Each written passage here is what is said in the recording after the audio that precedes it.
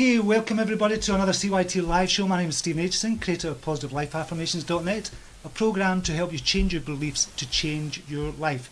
Today we have another very special guest from Terri, and it was so good last week I thought I would ask her back for another interview because there were so many questions last week as well, and I couldn't get to them all because I'd already taken up too much of her time.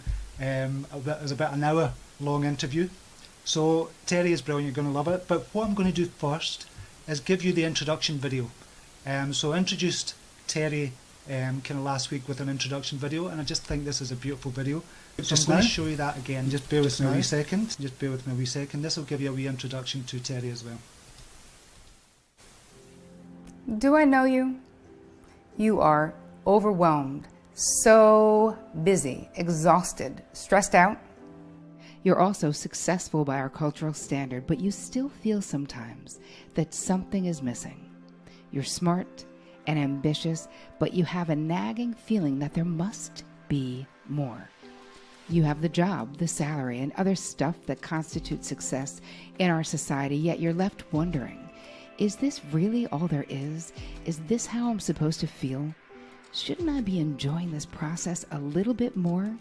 You know how to work. You know how to succeed, but you don't have balance.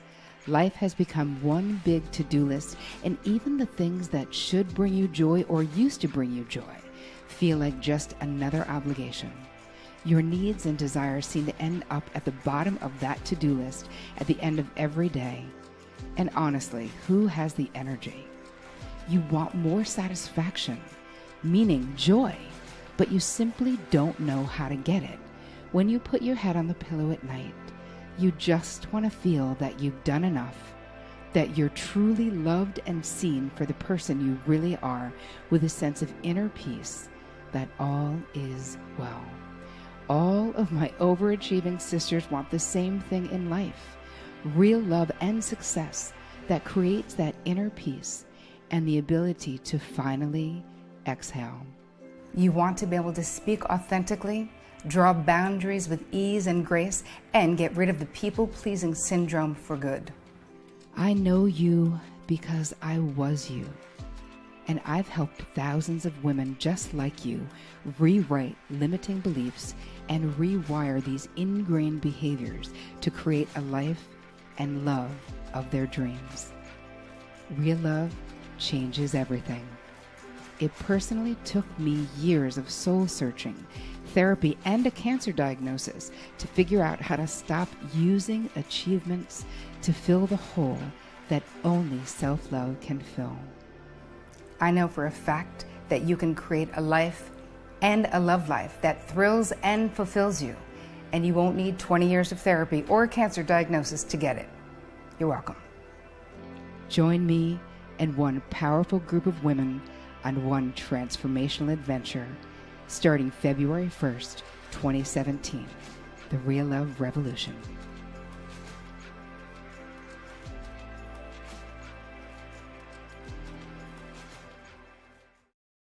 Okay, so without further ado, I'm going to introduce you to Terri. There might be some kind of echoing, but we'll get that sorted out kind of along the way as well. I don't quite know what's happening there, and then we'll get to your kind of comments and feedback as well. So I'll just hand you over to Terri just now. Terri Cole, welcome back to another interview for the CYT Today Show. Thank you for joining us again. It was brilliant last week. If you could just give a quick introduction to yourself again for anybody that didn't see last week's video, which I can't imagine there will be many people. Sure. I am a licensed psychotherapist. I'm a relationship expert, and I am the founder of the Real Love Revolution. This is another brilliant interview from Terri, and it was... Sorry, Terri, there's this kind of problem going on. One sec. No problem. Don't worry, everybody. We'll get this sorted. Yeah, don't leave us. Just hang out, you guys. Yeah, just hang out just now with us Just until like we get me. this sound sorted. Have the biggest cup of coffee you've ever seen. This will help. I should have got my coffee as well. See? It would be working if you had your coffee. Right. Okay. Right. It's because I want to see the comments as well, because we're going to get questions in. Right. Okay. Yeah. We're ready now. I don't think there's going to be any more echoing. I hope there's not going to be any more echoing. So, yes, Terri Cole, welcome back to the show. Right, you can hear me okay, Terri, yeah? I can hear you perfect. Brilliant, brilliant. Okay, so if you've got any questions for Terri, we're talking about relationships today, and we're going to be talking about a whole load of kind of things. If you're single, if you're married, it doesn't matter what type of relationship you're in, even if it's with a relationship with yourself, which we spoke about kind of last week when we spoke about the 5 pillars of love, which I totally loved as well.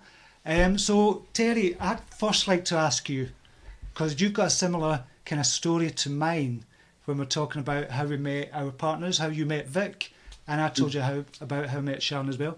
Can you tell me that story as well? Because I think it's a kind of lovely story as well.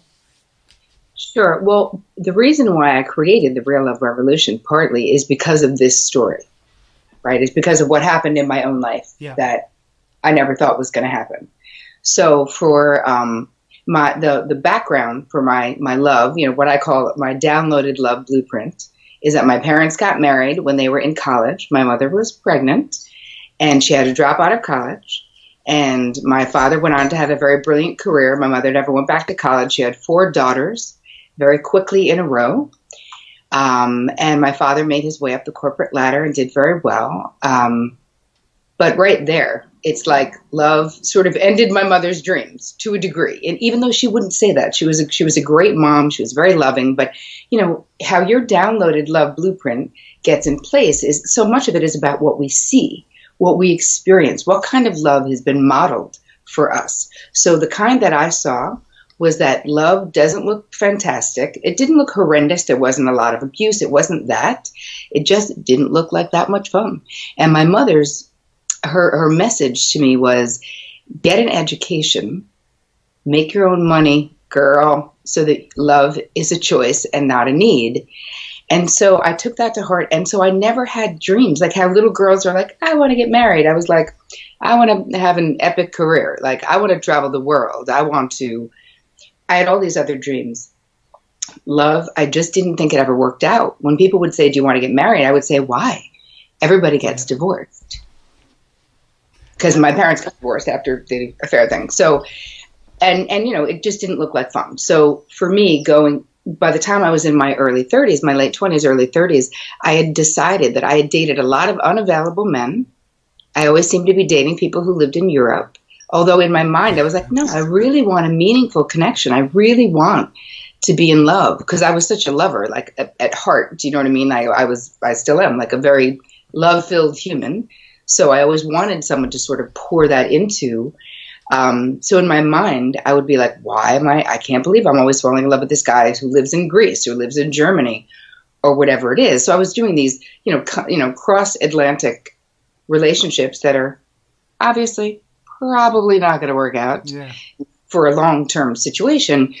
And through therapy, I had to really confront my claim that I didn't want to fall madly in love and get married and have my own family and all of those dreams that I just thought were not available to me because I'd never seen them work.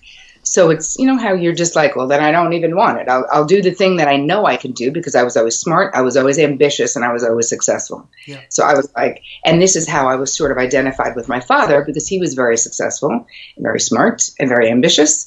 So I wanted to be close to him, and he was kind of a difficult, like a kind of emotionally unavailable guy who had 4 daughters. He was a star athlete. He definitely should have had sons, and I was his last chance for a boy, but here I came. I was the girl.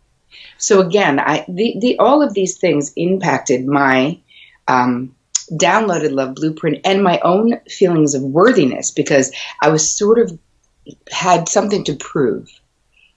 In my mind, unconsciously, I was born the wrong gender, but I was going to be more successful than any son my father could ever have had. Trust me. And from my mother, I learned that the person who makes the money has the power. So I was like, well, I will definitely be the one to make the money. He can make money too, but I'm sure as shit not going to be the one not making the money so that I'm trapped. And my mother never told me she felt trapped. She didn't say that. But again, our parents are teaching us things constantly through their energy, their actions, and in a covert manner. They don't need to say to you, wow, love kind of sucks a little bit, for you to get that if in your family system it did suck a little bit. You know what I mean? Yeah. Right. This brings me to many years of psychotherapy later and a very successful career. So I was running a talent agency in my early 30s. And then I, through therapy, found out that I could actually change this downloaded blueprint, this construct. It's like a paradigm in your unconscious mind that's laid down by your experiences and your family of origin and your parents' marriage and your other experiences and how you feel about yourself. And then I came up with a name for it because now I'm starting to work with clients. And this is when I came up with your downloaded love or romantic blueprint, because in my own life through therapy, I realized I could actually change it. Right. And as I was saying last week, I called it a blueprint because it's similar to a blueprint to a house that someone else designed maybe centuries ago in your family system. Yep. So my family, it was definitely about men, that men were people to be managed, right? They were not, they were like, figure them out, right? Put them in a box. Don't let them in on what's really going on. The women always were behind the scenes, really running the show, but didn't have like the actual overt power. But there was definitely like a negativity about men, like their children, they're like babies. You just have to handle them. Even sometimes now, I'm sure my mother's not watching this, but if she is, don't be mad, Mom, because it's true. She'd say, even now, because she's 79, and after her partner of many years died, like 20-something years ago, I was trying to get her to go, be on the dating scene, and she was like, "What? Why? Why do I already raised kids? I don't need another child." And I'm like, well, hey, do you ever think that it doesn't have to be like that, So let's get to my story with Vic, because there's 9,000 side roads that I know you want to go down, and yes, so do I. Go down them. It's up to you. No, tell me the story about Vic. I love that story. I'm just doing it. So I was a talent agent at the time, and I had met Vic a few years prior, sort of like on a blind date, but then it was like a double date, so it was kind of weird, but we just became friendly. So how I met him was through a client of mine when I was a talent agent, and my client was an actor. And he was always trying to take me out and have sex with me. And I was always like, hey, never happening. But then one day he said, hey, you should meet my best friend from high school. He's nothing like me. And I was like, well, if he's nothing like you, maybe I will. Because I was always in a relationship I was always in some long-term, never going to work out relationship, So then I met Vic, but we didn't end up getting together because at that moment in time, because then he called me and said some woman that he was dating who was in Europe came back and could we be friends? And I was like, well, if nothing else, you're the most honest man I've met in New York City so far. So totally, let's just be friends. Great. And then when those two broke up over those 3 years until I saw him again, really, I kept trying to set him up with other people because I was like, this guy is a well-known political artist. He's great looking. He's so nice. He's so funny. Maybe he's not for me, which I could accept, but somebody has to go out with this guy. Like he's obviously not married. Like, you're amazing. And then there's other sides to the story. So anyway, Brian, the one who introduced us, called me up and said, hey, Vic is going through a terrible breakup. You're almost a shrink, because I was graduating grad school, right? I had stopped being a talent agent. I was graduating grad school. And he said, can you talk to Vic? Can you talk him off the ledge, basically? And I was like, sure. So I talked to him, and then he said, hey, let me take you out just as a thank you, because you really helped me and blah, blah, blah. And I hadn't seen him in a couple of years, although we were friends. And we went out again on a double date. I was bringing a single friend because I really thought that this person wasn't for me. Like, we weren't the match, but he was so great. And then at that dinner, I'm looking across being like, why did I bring her? What was I thinking? And he was doing the same. So we went outside. Both of us, unfortunately, were smoking cigarettes at the time. And we went outside, and he was like, hey, can I say something? I was like, yeah. He's like, whatever you're doing, you should keep doing it. I was like, hey, I was thinking the same thing about you. And he's like, hey, do you want to ditch these two? And I was like, yes, I do. And we never didn't talk. That was it. Like, we were like, how did we not know this? By the second date, I called my mother, and I was like, you are not going to believe this. She's like, you're totally going to marry this guy. I was like, I am. Like, I want to do this. Whatever this is, I want to do it every second, every day for the rest of my life. Wow. She's like, wait, but he has 3 teenage sons. He's widowed. He's divorced. And he lives in Elizabeth, New Jersey. I was like, Yes. And if you guys are from Europe, you don't know the significance of living in Elizabeth, New Jersey, but it used to be considered the jewel of New Jersey, and now it's considered the armpit of New Jersey. So, see, I love that story just how, because at first, and it's a very similar situation to mine, at first you didn't really kind of believe in marriage, and I totally didn't believe in marriage at all. I just thought, what the fuck is the point of getting married and waking up to the same person for the rest of your life, for the next 70 years? I just didn't see the point at all. And then I met Sharon, and then I got, I see the point. And so it's a similar story. That's why I love your story as well. But there's a few things in there, Terri, I want to not grill you about, just ask you about. The blueprint that you were talking about, which I find totally fascinating. So just to kind of simplify that then even, is we're really talking about your beliefs that have been passed down from your parents, which have probably been passed down from their parents. So literally it's beliefs that have been passed down from generation to generation. Is that right? Is that the right understanding? Yes, that's one big piece of the blueprint. And then there are other things that make it up, which we can talk about later. But right. So is it all about your beliefs and what you kind of believe about relationships and stuff like that as well? Another thing as well you spoke about is honesty. You mentioned there, you kind of mentioned briefly there about kind of being honest. Now, is that being honest with yourself, being honest, because you mentioned about Vic being an honest person. Obviously, that's a really important kind of trait to have for you as well. How important is that in your relationship? It's, I would say, honestly, probably the most important, and not just in my relationship. Because trust. What is honesty? Honesty means that I can trust Vic to tell me the truth. He's not keeping secrets from me. It's not like that crazy honesty where you tell someone every nuance of every thought you ever had. Like, not that. Like, your emotional privacy is completely appropriate and everyone's allowed to have it. And if he doesn't feel like talking about something, that's completely fine. But honesty, like, we have an expressed and an unexpressed agreement of how we will be in this marriage together. And, you know, one of the obvious ones is that we're monogamous by choice. Not everyone is, and that's fine. Like, that actually is okay if you have an expressed agreement about that. So it's about trust. And that's one of these, how you build a relationship is on trust that this person is telling you the truth to the best of their knowledge about how they feel and what they think or what they want. And I feel that in unhealthy relationships, when people are mentally unwell, they may feel like they're telling the truth, but there's no consistency. You know what I mean? Yeah.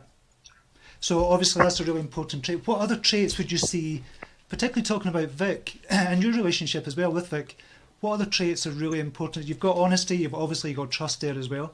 What other traits? And we're talking kind of in general about relationships as well, and we'll talk about more about that in a sec. But with regards to you and Vic, what other traits are kind of really important in your relationship?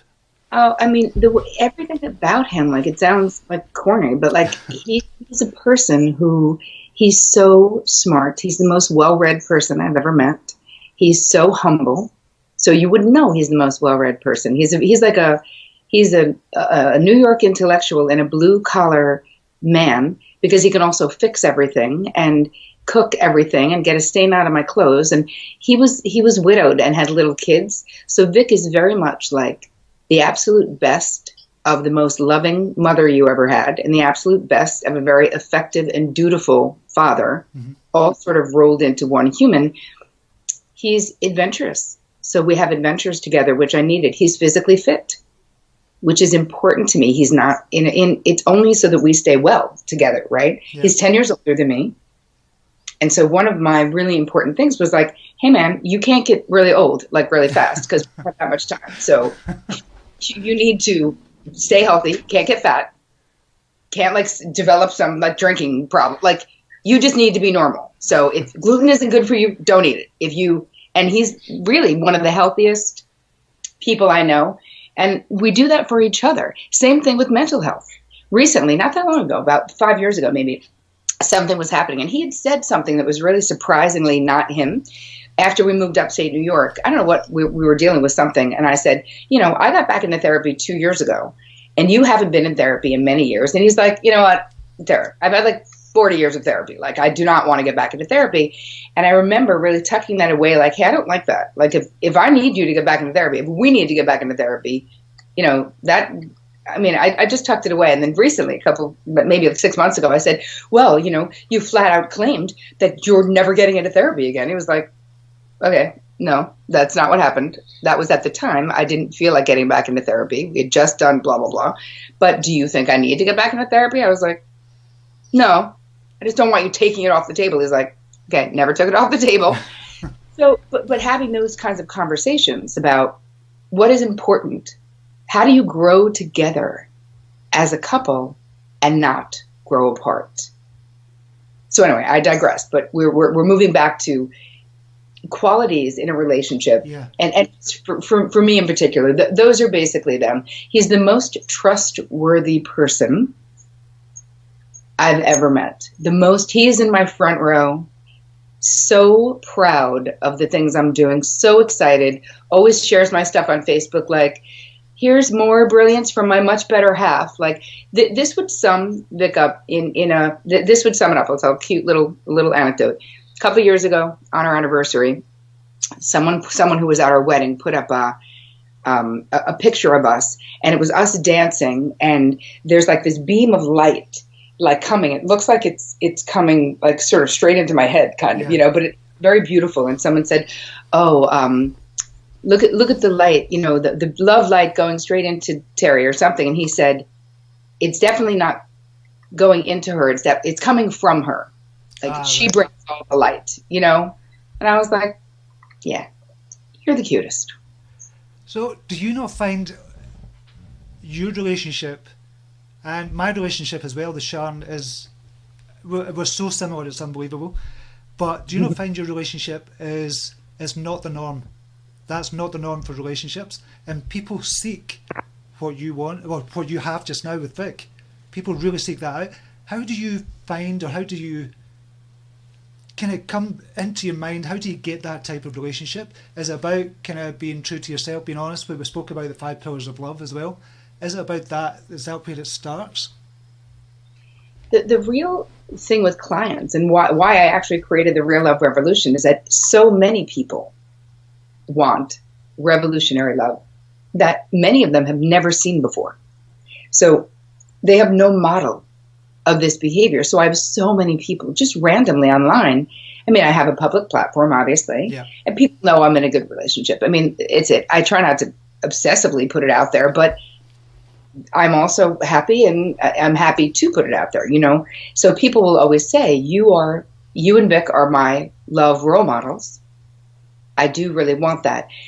What I can say to every one of those people and any person on this live stream is that you can absolutely have revolutionary love. Like, it is possible. And coming from someone, me and you, who both truly didn't think it was possible because nobody taught me what it is. And I thought that maybe I really did think it was magic. You know, the tagline for, you know, my tagline is it's not magic, it's psychology. Yeah. Because it really isn't magic. It isn't about luck. It's not about being in the right place at the right time. And I just said that on, you know, something that I was doing publicly, and someone wrote into my YouTube channel saying, I disagree with you because some people are born into better families than other, and that is luck and blah, blah. I was like, listen, yeah, I agree with that piece. My point is that whatever family system you were born into, it's possible for you to change your luck, because it was in the moment that I understood that how I felt about love, or what I feared, was impossible for me. Yeah. Really was my mother's fear. It was her mother's fear. It was what was handed down to me, and that I had my own fear of doing it better than my tribe. I had my own fear of differentiating. I'm the youngest of these 4 sisters. Who was I to have the happiest marriage? Like, you know what I mean? Yep. Like, will I lose the affection and the attention of my sisters? Will my mother be mad? Now, I never came from a family that it was even jealous like that even acted that way. But this is a very childlike fear of not wanting to lose our place in our tribe. Yep. And that's really important as well, just what you mentioned there, but we'll go back to that later, because I wanted to ask you something about being single. How do you get that belief? So you're a single say you're a single woman, a single guy, a single woman in New York, one of the biggest cities in the world. How do you find that love? You know you're a brilliant person, you believe in yourself. How do you, in this kind of day and age, in this online world, how do you find that magic? Well, part of it is going back to realizing it actually isn't magic, right? How do you find that person is that what are the things that dim our love light, right? The misinformation, corrupted information that gets handed down to us, experiences that negatively impact our self-esteem. So if you come from a dysfunctional or an abusive home, or you had an older sibling who told you were fat or terrible or whatever, or you had a bully in school, all of these things scratch away at your self-esteem. So part of what we do in the Real Love Revolution is we have all these downloaded blueprints that we fill out. So we're really going into all the far reaches of the unconscious mind for the childhood experience, not to linger there forever. But if there is some sticky material, if you still feel crappy about yourself because that kid in 5th grade said that you were ugly or that he didn't want to go out with you or whatever it is, when we get those things up and out, we can look at them and be like, wow, my 10-year-old kid was really impacted by that bully, that mean person, or by my parent telling me I was never good enough, or whatever it is. When these things, they have to come from the basement of your mind into the main part of the house, which is your conscious mind. Do you understand what I mean? I do. I've got, just carry on just now because I've got a few wee questions coming up as well from that, but yeah. Okay. So when we have this unconscious material that is basically negatively influencing our ability to attract healthy, vibrant, real love in our lives, we need to unpack all that crap and clean it up. And when you do, layer by layer, in a systematic way, the love light that you are born with, which is so bright, it's like a lighthouse, right? Suddenly it starts shining. And it's not about you being different. It's about you being yourself, loving yourself, and that your light becomes so bright that your beloved finds you in whatever way it's meant to be. So it isn't about, like, when I was single, one of my single friends was like, you have to go to clubs. You're never going to, because this was a long time ago, people, we didn't know, we were not right swiping, right? There was no easy way of just meeting people around the corner. And she was like, you got to go to clubs. We're in New York City, blah, blah, blah. You're never going to meet anyone sitting home. And I was like, yeah, I'm not doing that. I'm not meeting someone in a club. Like, I'm telling you, if I do my work, if I become an expert on myself, if I start truly loving myself and treating myself with kindness, affection, attention, and not putting up with shit in my life from other people, not having other abusive relationships, not having friends who are total vampires, not putting up with the abusive boss, like getting healthy, rock solid boundaries, and all of those things, I know I'm going to attract the right person, and I did. Lovely. I just love the whole kind of concept of it as well, because my understanding, when we first spoke, I don't know, way back when we first spoke about it, you're talking about psychotherapy and people kind of being in psychotherapy. My understanding was that everybody really needs to be kind of in therapy of some kind, but with the Real Love Revolution, you've systematized that in such a way that you can strip the layers away that you need to strip and understand yourself much better. So that's my understanding of your program as well, the Real Love Revolution. So you don't need 20 years of psychotherapy, is that right? Yes, it is right, but I will say, because listen, you guys, no matter how amazing it is, no matter how amazing I am, and I am, nothing, there is no replacement for, if you have some really, really dark stuff that's happened in your childhood that you've been not dealing with at all, if you have never dealt with it, you never unpacked it, you do not want to unpack that shit in an online course. Like, that's some stuff. If you had the regular dysfunctional life, like most of us had, where, I'm not saying that if you were abused, it isn't normal. I'm saying it might need a different container, right? Right.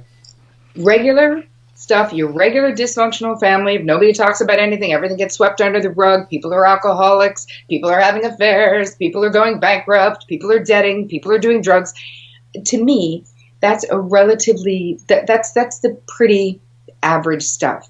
And if you're someone who has done some self-help work, what this course does is that it gives you the next step and the next step, the next right action to where you are. It's very, very personalized to what you've experienced, because there absolutely is no one size fits all when it comes to love. Your love story and the one you want is as unique as your life story. And that's the big kind of difference as well. So you're not saying this is not a replacement for therapy. If there's stuff kind of deep shit that's happened in the past, it's not a replacement for that. But it's almost like, okay, it's about 4, 5 steps or 6 steps away from where you are just now to really uncovering that and uncovering your true self as well. Yes, and here's the thing. You guys are probably way closer than you think. You just need a good GPS system. You just need someone who has a good map that's like, oh, hey, you didn't look in this place. And this thing, this experience that you didn't look at, we're going to look at now. And suddenly there's all this freedom to move through. When you start to have these aha moments of like, oh, these things are connected. So when I was able to see, oh, I'm attracting unavailable men who live in Europe. Now, it wasn't obvious, right? It wasn't obvious because they were super loving. They were not like my father, who was chilly and unavailable. They were loving and affectionate and verbally affectionate. So I thought they were nothing like my father. But the most important element that was the same was that they were unavailable. Yeah. So it could never turn into the forever relationship that I was seeking unless I was willing to move to Greece or Nuremberg or wherever the hell, and I was not willing to do that. So when the realization, when I was able to bring that up and out, I was able to stop attracting unavailable men. Because we have this unconscious compulsion to repeat patterns in relationships, even if those patterns do not give us what we want. And I guess part of not the trick, because this is not a trick, this is a kind of system. I guess part of that is recognizing that the patterns that come up. Yes, and when you start to recognize them, in that moment, they lose so much power over you. Yep. Yep. Like it's amazing, because I say this about transformation because, Stephen, it's true. Some things take like decades to figure out. Yep. And some realizations change your life in a second.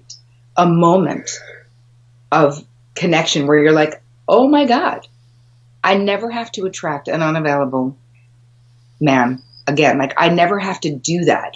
It's like the little kid inside of us would like a do-over with that parent. We really, like a little kid would hope, like, oh my God, this time it's going to be totally different. This time he's going to love me enough to move to New York. That's what's happening this time. Yeah, you know what? That didn't happen because I was unconsciously repeating that pattern. I hadn't brought it up and out to realize how unavailable my own father had been, how painful that had been for me as a child, how neglected I felt, how unimportant I felt to him, even though I felt super important to everyone else. But I was like, but why can't I get his attention? Why doesn't he care what's happening in my life?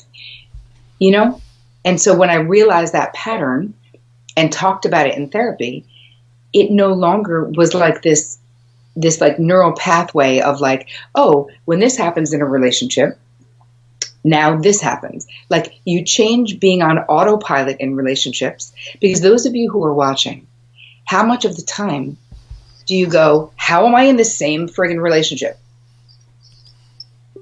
You know what I mean? Yep. Because you see it so many times again as well. The people, and I'm going to talk about women here. I'm not being kind of sexist or anything, but women tend to ask the question, why do I attract dicks all the time, or men who are not good for me? So you see it kind of loads. I've seen it loads and loads of times. I always attract the dicks. And when you're trying to explain it, you've just explained it in a beautiful way. I've not explained it in such as good a way as you, but it's because you've got that energy and you've got that kind of belief pattern as well, and that's what you're talking about. Yes, let's talk about the 3 questions, though, shall we? Brilliant, yeah. That every person, and I can't remember because, wow, I'm doing a lot of interviews this month, so I can't remember if we talked about this last time or not, but trust me, you need to hear it more than once if we did, so here we go. Definitely.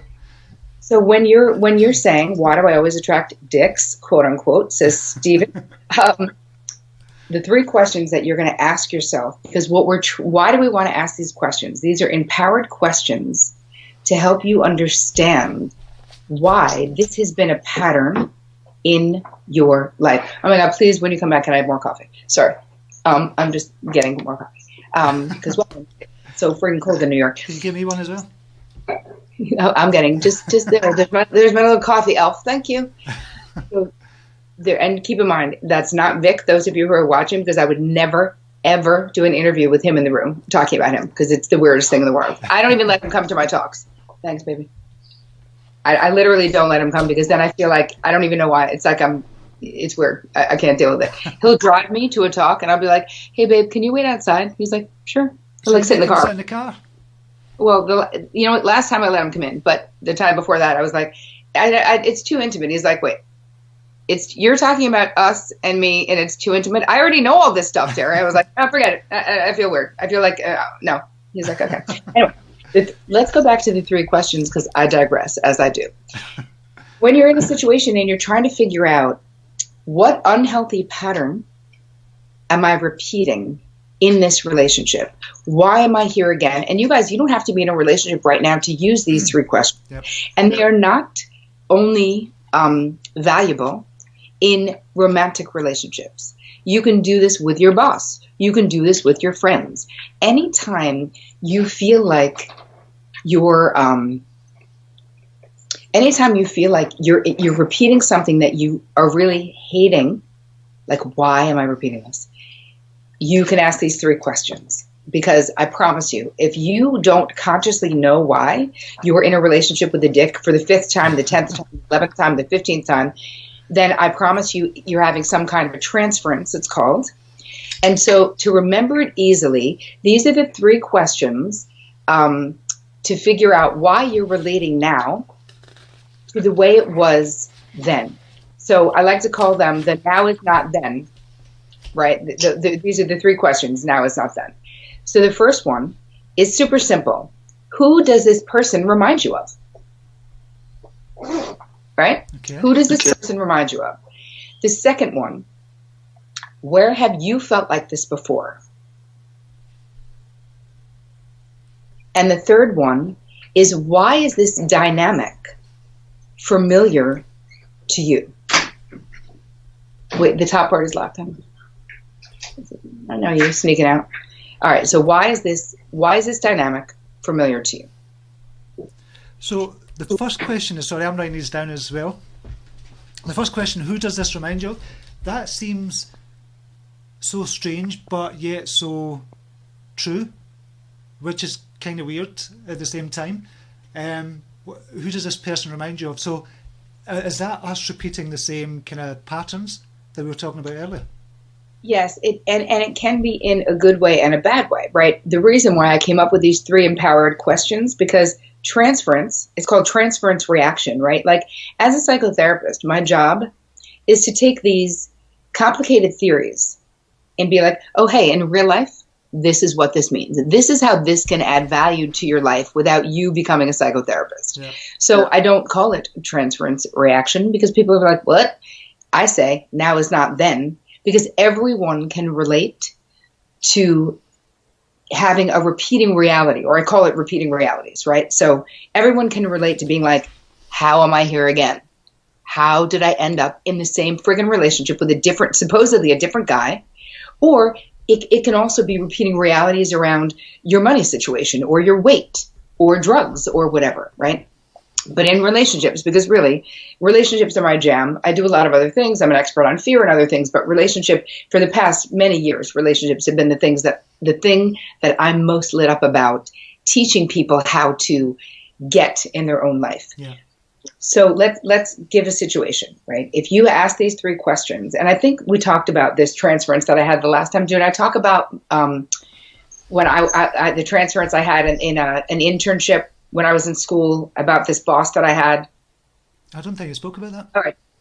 All right, I'm going to tell it quick anyway. It's a great story. I'll tell it different. Don't worry. So before people, I did tell it before. I don't think I did though, because we didn't really dive into this. We were talking about this last time more. Yep. So I was in grad school, and I was working at a drug treatment clinic in Midtown Manhattan, and it was my second internship. So I was super, super psyched. I had stopped drinking when I was 21 years old, so I knew a lot about addiction. I was really interested in that, so this was great. But I was also running a talent agency, so there's like a side story there that's crazy that you wouldn't even believe if I told you, which maybe if we had time I'll tell. But let's do this story. So I go into my therapist, and I'm complaining about the guy who runs the place. His name is Arnold Washington, and he had a book out called When Willpower is Not Enough, and it became really famous for helping people get off coke in the 90s, but also when heroin really came in. Yeah. I was still a talent agent for all of these models and actors. Like, heroin became this very chic sort of drug that was happening and friggin' killing people. So while I was a talent agent, I was getting people into drug treatment clinics and rehabs and whatever, way before I was a psychotherapist, trust me. So I was complaining about him, and I was saying, he's so cold, he's so unavailable. And also physically, if I were to say, he was very tall, incredibly handsome, was a great dresser, like, Brooks Brothers suit wearing, Armani suit wearing, always came in with like the Wall Street Journal under his arm. But I would complain that I felt like he was super judgmental and that he was very aloof and all these things. Keep in mind, I barely interacted with this guy, you guys. Like, I'm not kidding. I had like 0 private meetings with him. And if he was coming down the hallway and I saw him, I was so afraid of him inside, I would dive into the ladies' room and like hide. Which is, keep in mind, this is grad school. I'm now already in my late 20s, early 30s. Do you understand? Yeah. This is happening. Like, I've also had a shit ton of therapy, and I could not see what was happening. And so my therapist was like, okay, so is this person familiar to you in any way? I was like, no, he's just a jerk. He's just an idiot. Like, whatever. Why are you asking me all these questions? And she's looking at me like, how are you not seeing what's happening? And then she's like, Terri, can I ask you a question? And I was like, yeah. And she was like, how would you describe your father? And I was like, oh my God. Like, I could not believe how obvious the transference was. This guy was basically my father, tall, handsome, incredibly quiet, a great dresser. And I projected all of these qualities onto him. Like, he was the 9-year-old in me was like, he's like the mean, judgmental dad who wished he had a boy. Like, that's what was happening. And she was like, Terri, do you understand? So anyway, she helped me really unpack what it was about. And I was like, I can't believe how obvious that was. And I was almost a therapist. I was in grad school and I didn't see it. So you guys, this is not stuff that you should know. Trust me. You don't know it. I don't blame you. Like, just, you can learn it now. It's all good. And she said, Terri, do you understand that if you didn't figure out this transference, you'll never show Dr. Washington how smart you are, how capable you are, because your child inside of you would keep you away from him because you were afraid of him. As soon as this got done, my fear of him disappeared. As soon as I had the realization, as soon as we connected the dots backwards in time to what was actually happening. And I was able to shine. I got a job at this place after I was done interning there. Like, he became like a mentor to me. Wow. That's brilliant. And that illustrates that. You just made me think of something as well, and I didn't really realise it until you said so. It was like a little aha moment. And this is going to sound really weird, so forgive me. Redhead. I've got a thing with redheads about being intimidated by Christ knows why, I don't know why, but I've never really realised it until now. And it's because of a teacher who I was when I was younger, and it's just came to me just now. So that's weird. That's so weird that you say that. That is really strange. That's brilliant. That's brilliant. I love that story as well. That's just... But Stephen, think about this. Now think about this. You just had an aha moment, like in real time on this live thing. Like, this just happened. Something that perhaps, just was like an itching question of like, this is weird. Why do I feel this way? You guys watching, you can use these 3 questions, and I promise you that exactly what happened with Stephen will happen with you in your life. And I know, Stephen, the next questions that will come in is, so when I realize what I'm repeating and who I'm now, what do I do? Right now, how does that help me? Do you think that that's a question people are going to ask? Definitely. So shall I answer it? Yes. Because I want to know what I do. Exactly. Well, when it comes to, here's the thing. I want you to understand that just the action of connecting the dots backwards in time to what I call situation 0, or the original injury, as we call it in therapy. But I like to say, like, when a pandemic starts, they go, the person is person 0, basically. Where that epidemic started was with that person. So we go back to sort of situation 0, and we unpack those feelings. So how do you do that? Once you realize, so for me, in therapy, so I'll just do a situation that we're talking about. I was able, so Ruth, my brilliant therapist at the time, who I was with for like 10 years, she was like, okay, so let's figure out, where is the little kid? Like, why is this material still charged?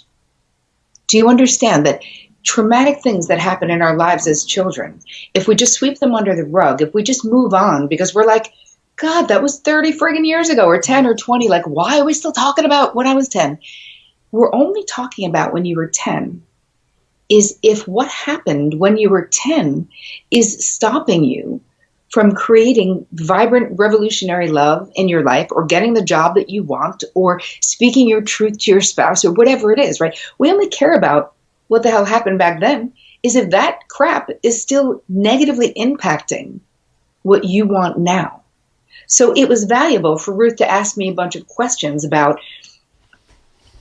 when I was young, how I was afraid of my father. What did it look like? Why did I think he was judging me? Why did I feel that he was disappointed in me, let's say? That's just my coffee maker going off, don't worry. I wondered what that was. What the hell's going on? So in giving airtime to the 10-year-old in me, who was the one who was feeling afraid, who was the one who was feeling not good enough because I was not a boy, who was the one who was feeling unloved. Of course, those are not, Dr. Arnold Washington did not need to love me, but my 10-year-old didn't realize we were having a transference. Do you get it? My 10-year-old was like, why doesn't he like me? Everyone has to like me. I don't get it. And then once we unpacked it, and I honored how my 10-year-old was feeling, and was like, hey, don't worry. The adults are back in charge. You're good. I got you. I know that was hard. And you know what? We're going to take the day and do something fun today. Like, treating my inner child as like a real person, because they are. And every one of us has a kid within us who gets stuck at these different points of traumatic experiences in life, that if we don't listen to them, you have a 6-year-old running the show in your life. I had a 10-year-old making decisions in my internship until I realized that. And I could soothe her, honor her experience. Like, yeah, my father was absent. I didn't feel that way for no reason. It was real, what I felt and what I experienced. But now is not then, little kid. I was like, it's okay. Like, now is not then. And now I'm grown up. I'm taking care of us. You don't have to worry. And the moment I realized what was happening, I went into that next meeting. We would meet every day in the morning at this internship, and was like, good morning, Dr. Washington. And he was like, well, hello, Terri Cole. Like, what the hell? And I sat next. I was like, on purpose, like, not only will you know me, but you will know who I really am. And it was amazing. And I actually, like I said, I got a job offer, and he became a mentor in my life. So, and that's because of that one realization. Yes, this is how transformation can happen in a moment. So you guys watching, think about the things that elude you in your life. This is how I help people, and this is what we do in the course. It's not just about love. This is not for single people. Do you get it? This course is for anyone, any woman. Sorry, dudes, I'm doing a course for you too. Don't worry, it's coming. But any woman who's in a relationship or not in a relationship, because here's the thing, all of us have things in our lives that are eluding us. Things that you want, that you haven't been able to like, get a hold of. And I promise you that the 5 pillars, because what the pillars are about is, yes, it creates revolutionary love. There's no doubt. But what it really does is it teaches you to become an expert on you in a way that nobody teaches you how to do. People think that being in therapy is, or like these therapeutic principles, it's all about just sort of, I can't think of a better phrase than like, you know, like it's like a waste of time or self-indulgent. I was going to say like jerking off, but I feel like that's just a terrible phrase. Like, not what you know what I mean? Sorry. So sorry that I did say that, but you understand what I mean? Like a pointless exercise in self-indulgence, you know? To just on that point, Terri, as well, I think people in Europe see it as an American thing, therapy. We definitely say, I see it as an American thing. I would never dream of going to therapy. That's why I kind of really work on myself and do these kind of all the self-help stuff on myself. But I would imagine going to therapy is a hell of a lot quicker than reading 10,000 books or something. But in Europe, it's totally different. We've got a totally different attitude to therapy than we do to the Americans. What I was going to say is that, to me, because what this does and what I created right in this course is something that just is the most direct route to where you want to go, the most direct, but there's no one size fits all. Yeah. So you have to be willing to do the deep dive. You have to be willing to be guided by me, right? In this course, like I'm your very kind guide, but I am guiding you. And the thing is, nobody can do the work for you. I can't do it for you. But Stephen, when you say, I'll read 1,000,000 books, but I wouldn't go to therapy, right? What that, to me, doing what I do, knowing what I know, that's like someone saying, I take incredibly good care of my teeth. I floss. I brush 4 times a day. But I mean, going to a dentist, what the fuck? Who needs a dentist? If this thing is rotten, I can just as easily just yank that shit out myself. Like, I got this. Why would anyone think that they would have the expertise that I have as an expert, doing 20 years in the trenches with my clients, going to NYU in New York City to get my master's? I've spent 2 decades of my life only doing this work, which is part of it is that your sentiment, what you said, is not uncommon. And even people in New York City, where everyone's in therapy, not everyone is in therapy with someone who's good. Yeah, and there's a difference. Right? You have people you have wounded healers out here who are attracting, again, the cracked pot that meets the cracked lid. It's the same thing with therapists. If you're a wounded therapist and you're basically trying to work some shit out with your clients because you haven't done your own work, nobody's getting better while they're in your practice. You're repeating these unresolved patterns from childhood now with a professional who's super willing to take your money to do that. You know? I have to apologise again. I thought we'd been on for about 15-20 minutes. We've been on for an hour talking just now. And I do apologise to the viewers. I was originally going to take all the questions, but because of this strange weird echo thing, I can't get the questions up just now, and I don't know if there were. I'm sure there were loads of questions. So Terri, what I'm going to do there is ask you about your program just now before we end it, before my computer blows up. Yes. Your program, when does it come out? It starts on February 1st. It's not open. The cart isn't open now until the 17th of January is when people can start purchasing it. But you've got something out you can give away for free just now, haven't you? I've put a link down below for the realloverevolution.com so you can go straight to that. Tons of free stuff happening right now. We're doing a 21-day Real Love meditation series. Today is day 8, which is the affirmation for today is I say no with ease and grace. So that's the thing as well, because I've been getting your I know it's for women, but I thought I'll just sign up just to check it out. And I've been getting your meditations as well. You've got a brilliant, amazing voice for meditation. It's brilliant. And all the kind of videos that you've got as well, all that stuff as well, is just amazing. But it's all free as well just now. Plus, yes, because yes, that's the thing. The private Facebook group, and we do an hour. Like this Friday, I'm doing my live stream, which is at 5 p.m. Eastern time from Mexico, because one of my friends, do you know the tapping solution? Yeah, Nick Ortner. Yes, my friend Jess Ortner is getting married from the tapping solution brilliant. in Mexico. So if you join the group, you guys, I'll be live streaming from Mexico, and I may have a guest, one of my other friends, Heidi's going to, like all these other wellness people are going to be there. So I was like, maybe we should do a group thing. And all of this is free. So if this is new to you, it's not about like Steve and I, listen, sure, if you want to buy the course, that would be great.